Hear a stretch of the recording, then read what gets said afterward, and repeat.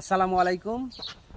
দেখেন আমরা আসছি, আমাদের বাড়ির পাশে একটা তাল গাছ আছে। এই তাল গাছ থেকে দেখেন অনেকগুলো এসে পাখির বাসা। আমরা আসলে আল্লাহর কি একটা নিয়মত, তাদের মাথায় কি একটা এত বুদ্ধি যে তারা এইভাবে কিভাবে যে বাসাটা তৈরি করছে, ঠিক আছে, ওরাই বুঝবে। আমাদের মাথায় এত বড় এই আসতেছে না, ঠিক আছে। এই দেখেন বাসা, অনেকগুলো বাসা বৃষ্টির কারণে দুইটা বাসা পড়ে গেছে এবং আরো নতুন নতুন বাসা ওরা তৈরি করতেছে। ওদের কাজটাই মানে খাওয়া আর হইলো আপনার ধরেন মনে করেন যে বাসা তৈরি করা। ওদের কাজটাই এইরকম।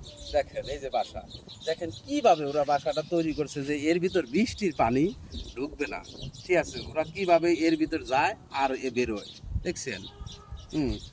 তা দেখেন আসলে এটা একটা প্রাকৃতিক সৌন্দর্য। আর পাখির কোলাহল খুবই মিষ্টি সুর। ভোরের সময় পাখি ডাকে কিচির মিচির, শুনতে খুবই ভালো শোনা যায়।